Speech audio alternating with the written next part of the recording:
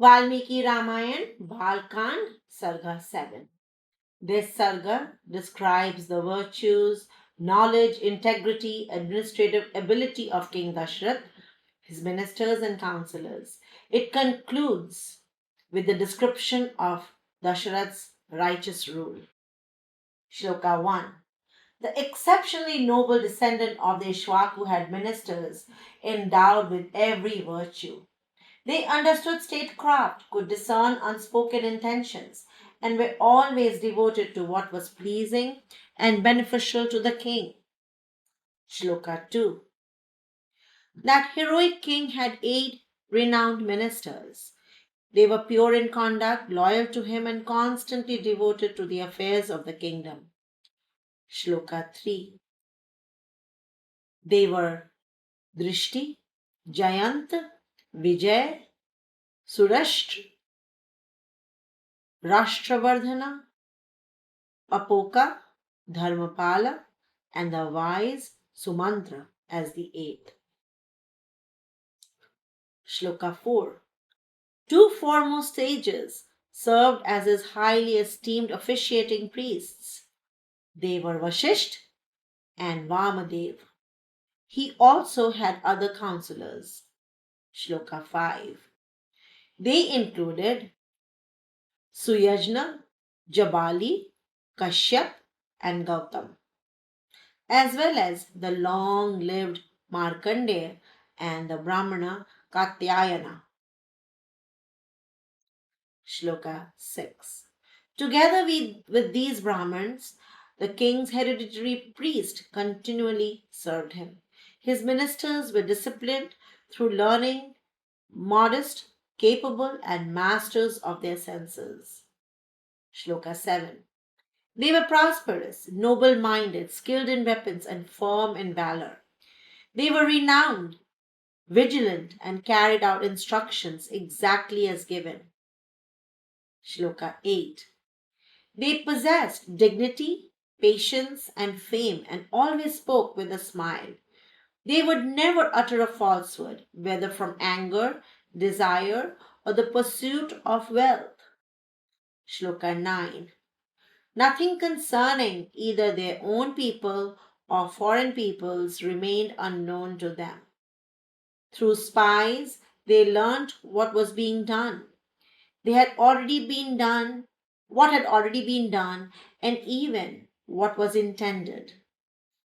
Shloka 10. They were skilled in administration and had been thoroughly tested in loyalty.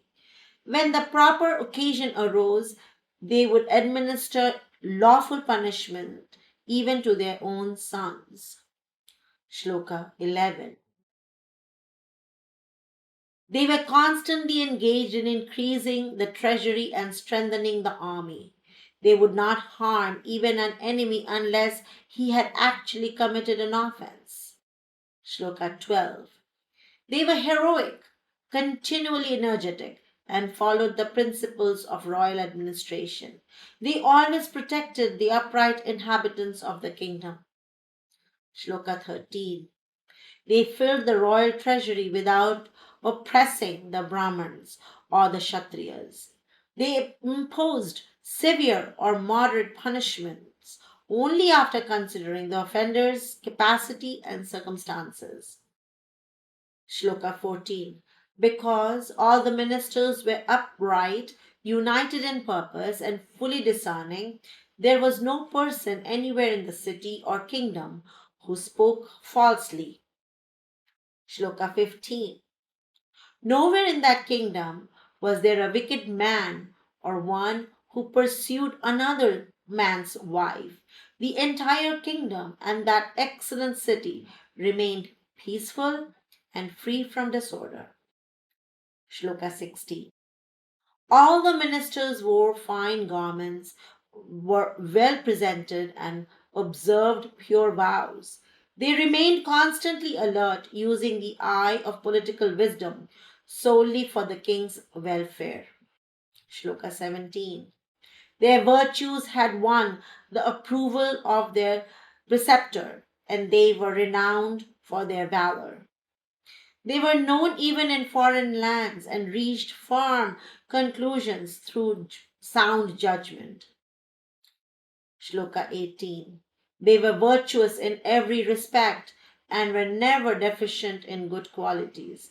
They understood the principles governing peace and war and were naturally endowed with excellence. Shloka 19. They were capable of keeping deliberations secret and were skilled in subtle reasoning. They possessed specialized knowledge of political science and always spoke pleasantly. Shloka 20. The faultless King Dashrath was supported by ministers of his kind, assisted by their qualified and virtuous men. He governed the earth. Shloka 21. Observing everything through his spies, he protected his subjects according to righteousness. He cared for his people while completely avoiding unrighteous conduct. Shloka 22. He was renowned throughout the three worlds, generous and faithful to his promises. That tiger among men ruled the earth while residing in Ayodhya. Shloka 23. He encountered no enemy who was superior to him or even his equal. He possessed powerful allies. Neighboring rulers bowed before him, and his enemies were destroyed by his majesty. Thus the king ruled the world just as Indra ruled heaven. Shloka 24. He was surrounded by those loyal, capable, and efficient ministers who were devoted to wise deliberation and the welfare of the state. Accompanied by them, the king shone brightly and brilliantly like the rising sun surrounded by radiant rays. Thus ends Sarga 7 of Balakanda.